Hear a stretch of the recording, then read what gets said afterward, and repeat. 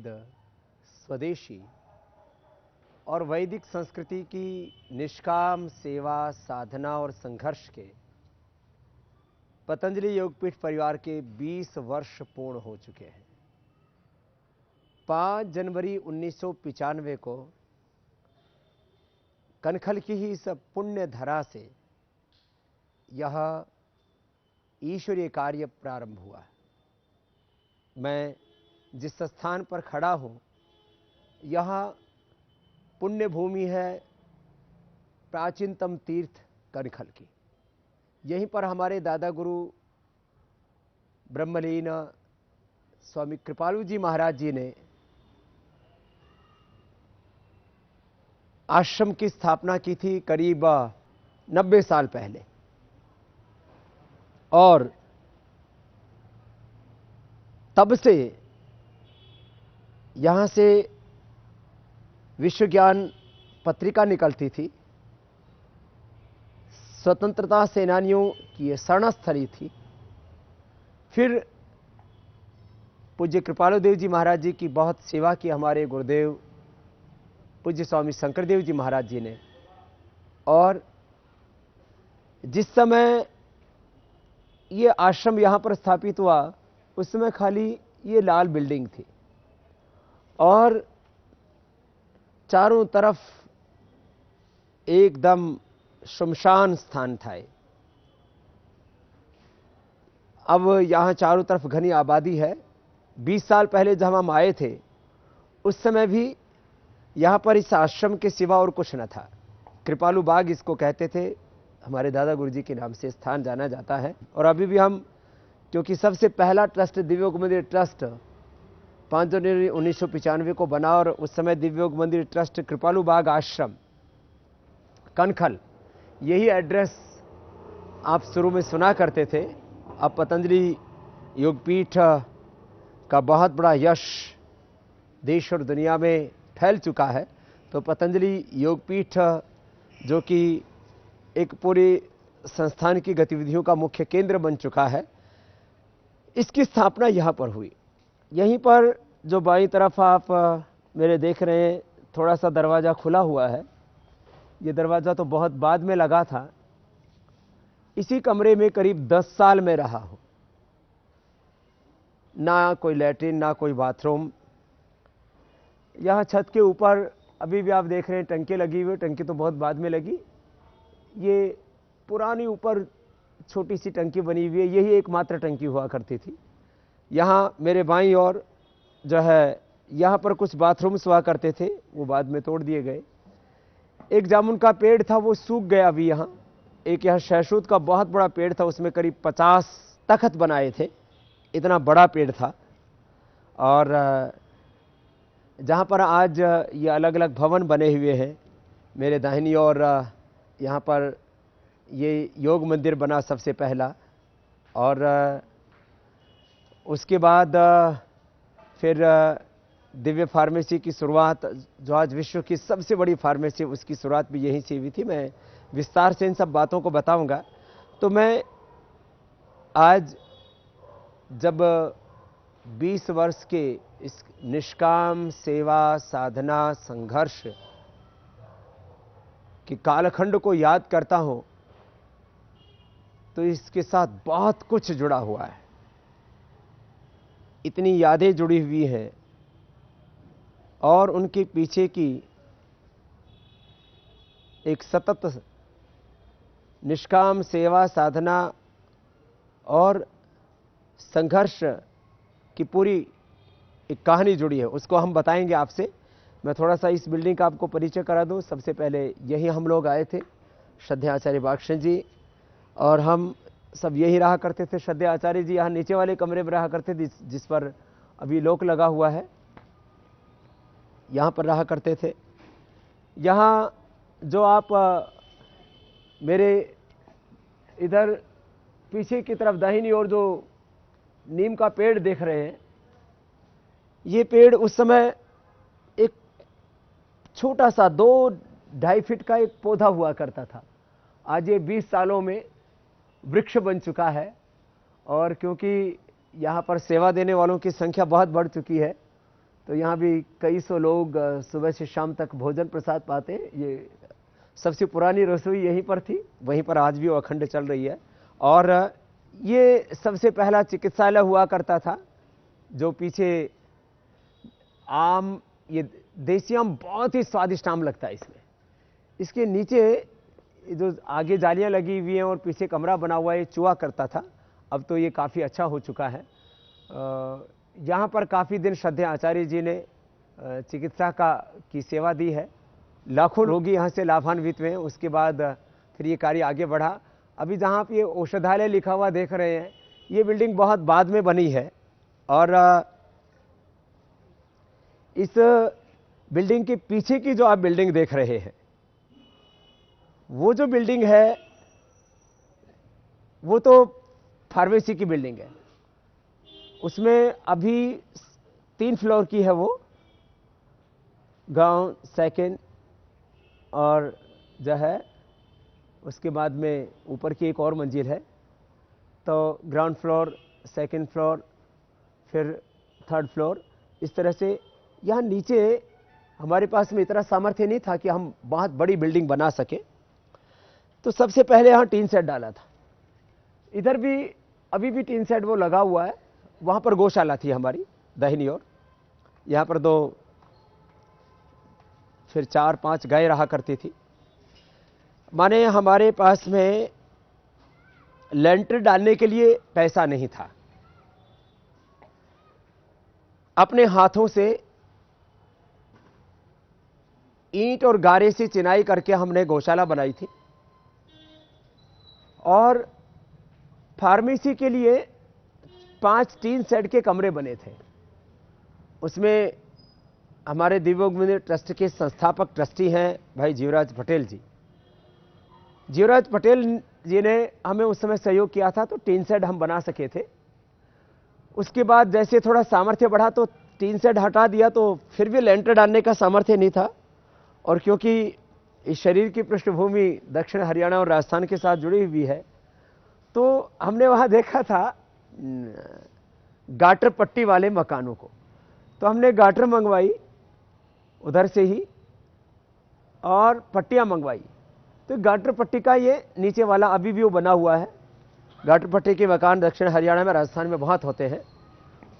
फिर उसके बाद दूसरी, फिर उसके बाद तीसरी मंजिल बनी। और ये अब क्योंकि रिहायशी एरिया में तब्दील हो चुका है, उस समय 20 साल पहले दिव्य फार्मेसी चलाने का भी सन 95 में ही यहीं से हमें लाइसेंस मिला था। ये दिव्योग मंदिर ट्रस्ट की एक इकाई है। आज विश्व की सबसे बड़ी फार्मेसी दिव्य फार्मेसी बन चुकी है, जिसका बहुत बड़ा परिसर है, जो इंडस्ट्रियल एरिया में है।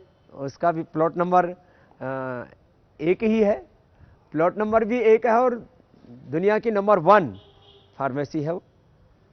योग के क्षेत्र में, आयुर्वेद के क्षेत्र में, स्वदेशी के क्षेत्र में, वैदिक शिक्षा और संस्कृति को प्रसारित करने के क्षेत्र में जो कीर्तिमान पतंजलि योगपीठ से बना है, वह अपने आप में एक बहुत बड़ा गौरव है देशवासियों के लिए।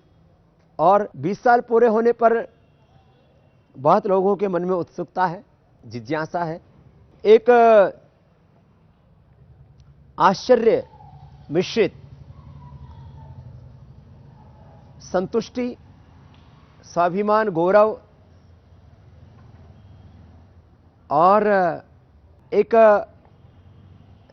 निरंतर ये जिज्ञासा भी देश के लोगों के मन में है कि इतना बड़ा कार्य हुआ कैसे। माने जब 20 साल पहले यहां से हमने ये साधना शुरू की, उस समय हम यहां खुले में बैठ करके हवन किया करते थे। हवन हमने तभी भी नहीं छोड़ा था, अभी भी नहीं छोड़ा है। योग और यज्ञ, योग और यज्ञ ये हमारी संस्कृति के मूल आधार हैं। अब योग की अनेक विधाएं हैं। यो तो गीता के 18 अध्याय, 18 प्रकार का योग है। ज्ञान योग, कर्म योग और भक्ति योग में, ज्ञान कर्म उपासना में हमारी पूरी संस्कृति, पूरा भारतीय धर्म, दर्शन, अध्यात्म सब कुछ समाहित हो जाता है। तो योग को हमने कभी नहीं छोड़ा। पंच महायज्ञ, चतुर्णाश्रम धर्म और 16 संस्कारों की हमारी यह पावनी वैदिक परंपरा, देव संस्कृति, ऋषि संस्कृति, इस ऋषि परंपरा को, इस आर्ष परंपरा को हमने पहले दिन से पूरी प्रामाणिकता के साथ निभाया। कोई छल नहीं, कोई कपट नहीं, कोई ढोंग नहीं, कोई आडंबर नहीं, कोई पाखंड नहीं।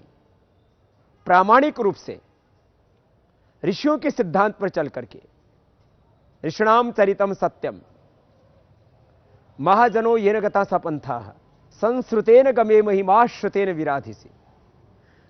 वेद के पथ पर ही आगे बढ़ना है, वेद का पथ ही सुपथ है, बाकी तो कुपंथ है, कुपथ है।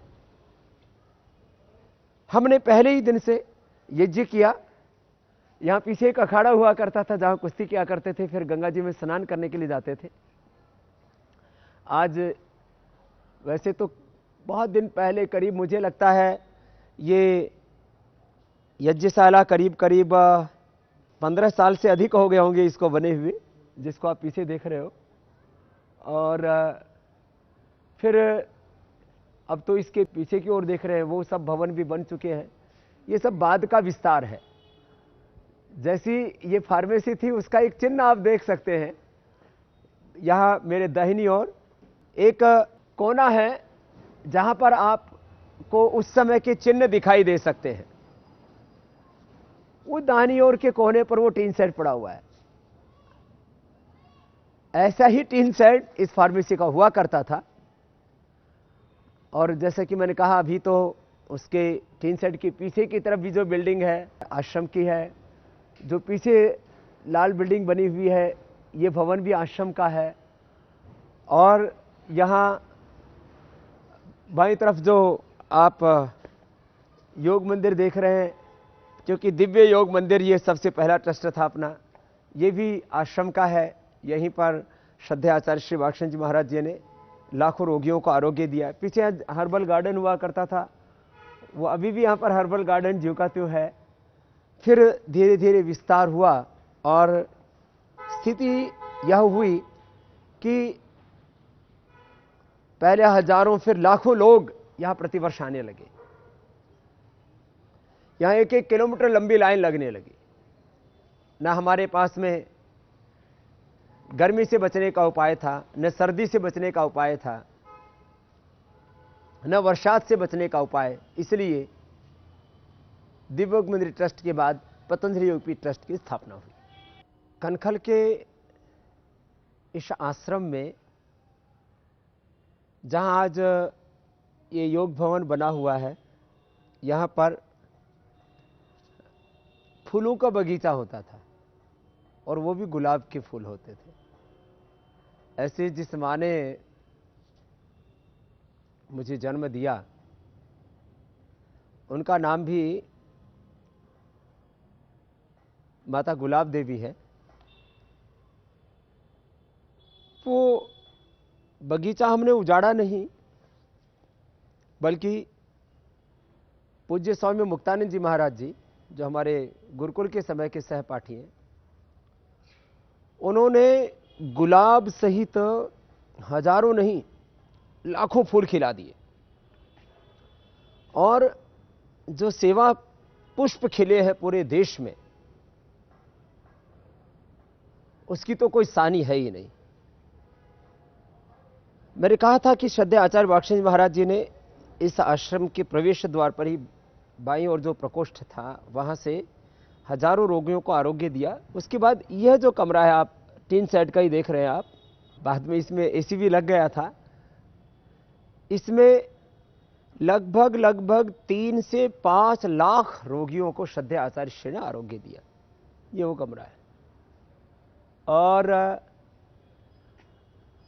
उसके बाद जैसे कि मैंने कहा, करीब 10 साल बाद कुछ दिनों के लिए इसी बिल्डिंग में, ये जो सबसे ऊपर बाईं ओर जो कमरा है आप देख रहे हैं, सबसे लास्ट वाला, इस कमरे में मैं कुछ दिन तक रहा। श्रद्धेय आचार्य जी पहले लाल बिल्डिंग में ही नीचे प्रकोष्ठ में रहा करते थे।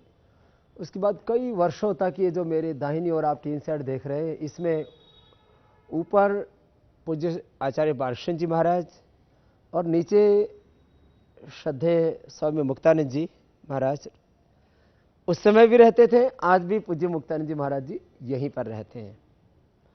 और अब श्रद्धेय आचार्य श्री यहाँ दाहिनी ओर इसी कनखल की भूमि पर, जो कि इस अनुष्ठान की जन्मभूमि है, पुण्य भूमि है, जहाँ से ये पूरा सेवा का यज्ञ प्रारंभ हुआ। हमारे लिए यह तीर्थ है। यूँ तो सृष्टि के कण कण में भगवान है, और यह हरिद्वार तो है ही हरि की भूमि, और कनखल उसमें प्राचीनतम तीर्थ है। लेकिन सेवा के लिहाज से जो भी पिछले 2 दशकों में हम कर पाए, उसकी शुरुआत, उसका प्रारंभ इस कनखल की भूमि से हुआ। तो श्रद्धेय आचार्य श्री का एक भावनात्मक लगाव है इस भूमि से। आज इतने बड़े सेवा के प्रकल्प खड़े हो चुके हैं। पतंजलि योगपीठ प्रथम चरण के साथ साथ फिर अब पतंजलि योगपीठ का द्वितीय चरण, संत कुटीर, आचार्य कुलम, गुरुकुलम, पतंजलि विश्वविद्यालय, पतंजलि आयुर्वेद कॉलेज और योगाग्राम, ग्रामोद्योग, और ग्राम उद्योग में भिन्न भिन्न इकाइयाँ, गौशाला से लेकर के गोधन और पशुधन को कैसे बचा सके, इसके लिए पतंजलि पशु आहार का पूरा प्रकल्प, फीड सप्लीमेंट्स और पशु औषधियों का पूरा कार्य, लघु उद्योग, गृह उद्योग, ये सारा कार्य जहाँ पर चल रहा है, कुदरती खेती का और किसानों के प्रशिक्षण का, ऐसा ग्रामीण भारत की आर्थिक समृद्धि, आर्थिक स्वावलंबन का अनुष्ठान पतंजलि ग्रामोद्योग न्यास के माध्यम से जो चल रहा है, वह भी बहुत बड़ा स्वरूप ले चुका है। योगाग्राम और विश्व का सबसे बड़ा जड़ी बूटियों पर आधारित फूड पार्क। आज हम फूड पार्क की बात करें तो पूरे विश्व में पतंजलि फूड पार्क जैसा कोई फूड पार्क नहीं है। दिव्य फार्मेसी जितनी बड़ी कोई विश्व में आयुर्वेद पर आधारित फार्मेसी नहीं है।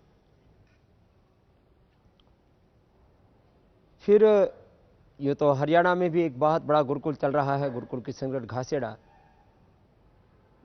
पूरे देश भर में पतंजलि योग समिति, महिला पतंजलि योग समिति, भारत स्वाभिमान, युवा भारत, किसान पंचायत, इन 5 संगठनों के माध्यम से 1 लाख से ज़्यादा तो निःशुल्क योग की कक्षाओं के माध्यम से भारत को निरोगी बनाने का काम, निर्व्यसनी बनाने का काम, निरोगी, निर्व्यसनी, निरामिष बनाने का काम, देश के लोग शाकाहार अपनाएं, स्वदेशी अपनाएं, आर्थिक गुलामी से, आर्थिक पराधीनता से तो हमने लंबे समय तक संघर्ष किया। उसके लिए लाखों लोगों ने बलिदान दिए, अपने जीवन की आहुतियां, कुर्बानियां दी, और राजनीतिक तौर से हमने इस देश को आज़ाद करा दिया।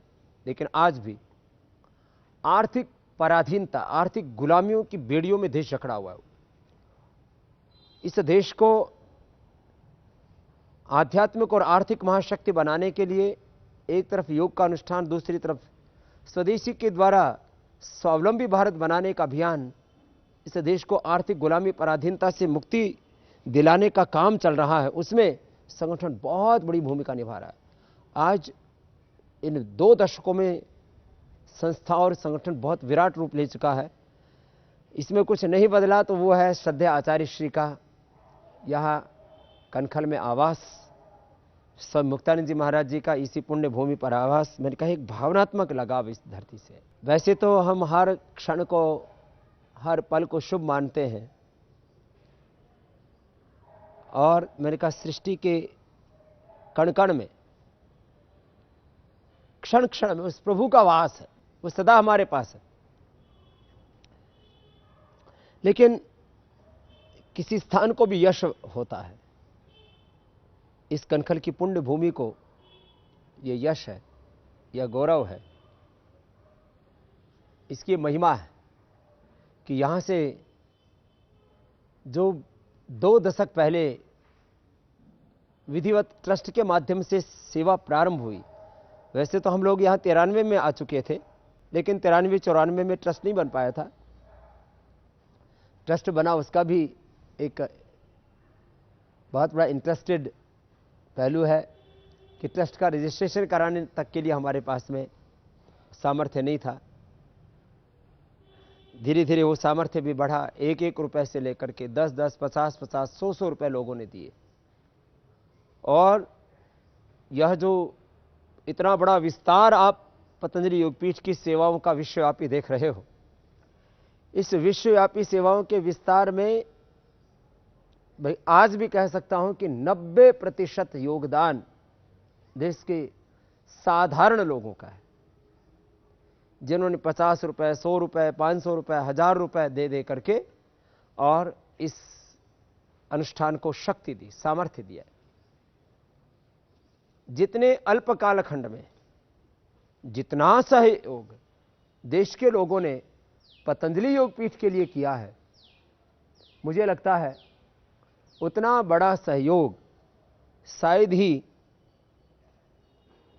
विश्व की किसी सामाजिक संस्था या संगठन को मिला होगा। मेरा हृदय कृतज्ञता से भर आता है जब मैं लोगों का भरोसा देखता हूं योग में, आयुर्वेद में, स्वदेशी में, अपनी वैदिक संस्कृति में, ऋषि संस्कृति में, अपनी इस सनातन भारतीय परंपरा में। कितना लोगों का भरोसा। जो एक वाक्य हम सुनते हैं ना कि दुनिया भरोसे पर कायम है, तो यह जो पतंजलि योगपीठ के माध्यम से भारतीय संस्कृति का विजय रथ आगे बढ़ा है। और आज में मोदी जी ने चुनाव से पहले नारा दिया था, अच्छे दिन आएंगे, अच्छे दिन लाएंगे। तो देश के भी अच्छे दिन आएंगे। आज योग के अच्छे दिन आए।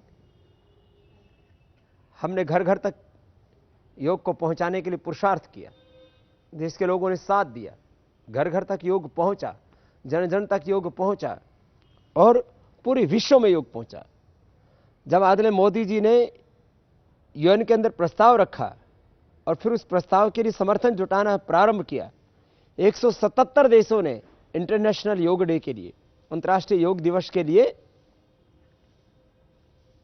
अनुमोदन करके एक विश्व कीर्तिमान बना दिया।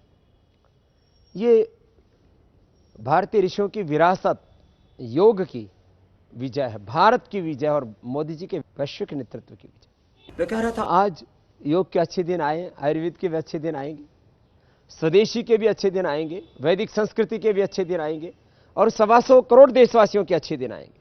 बहुत सी उत्सुकताएं पतंजलि योगपीठ की इस कार्य को लेकर के देश के लोगों के मन में आज भी हैं कि इतना बड़ा कार्य हुआ कैसे, इसके मूल में शक्ति क्या है।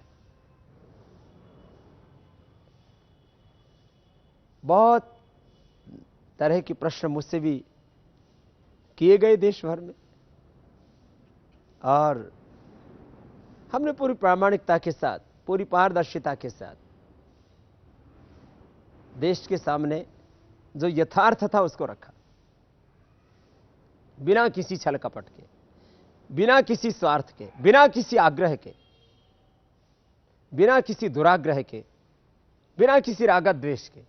पतंजलि योगपीठ की इन 20 वर्ष की निष्काम सेवाओं, साधना एवं संघर्षों को यदि मैं 3 शब्दों में कहूं कि इसके पीछे की शक्ति कहां से मिलती थी,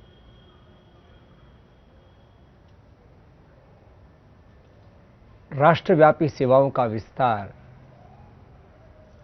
करोड़ों लोगों की साधना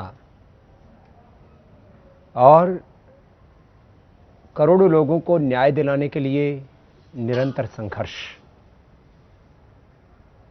निष्काम सेवा, साधना और संघर्ष की इस पूरी यात्रा के पीछे प्रेरणा मिलती थी कृतज्ञता से। मैंने बचपन में महर्षि स्वामी दयानंद सरस्वती का एक वाक्य पढ़ा था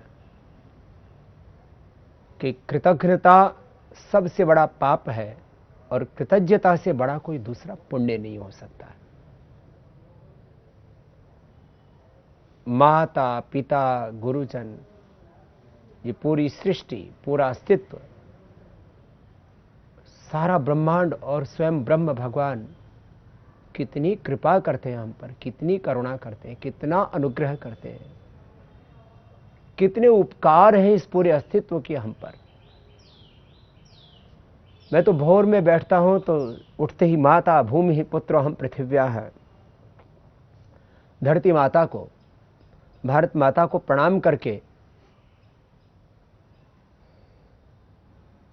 कि मुझ पर इस मातृभूमि के कितने उपकार हैं, इस पूरे अस्तित्व के कितने उपकार हैं। एक एक दिन की जिंदगी जीने के लिए, एक एक क्षण का जीवन जीने के लिए कितना सहयोग करती है सारी सृष्टि मेरा। तो मेरा भी एक कर्तव्य है कि इस समष्टि के प्रति जो मेरे दायित्व हैं उनको मैं कृतज्ञता पूर्वक निभाऊं। तो कृतज्ञता से मेरे भीतर कर्तव्य भाव जागता है और उससे मेरे भीतर का पुरुषार्थ, मेरे भौतिक और आध्यात्मिक कर्तव्यों को पूरा करने के लिए अभ्युदय और निश्चय की सिद्धि के लिए मुझे निरंतर प्रेरणा देता है। तो मैंने कहा कि इस पूरे अनुष्ठान के पीछे कि यदि शक्ति को मैं 3 शब्दों में कहूं तो शक्ति मिलती है कृतज्ञता से, कर्तव्य भाव से, और इस कृतज्ञता और कर्तव्य भाव को निभाने के लिए फिर जगता है पुरुषार्थ।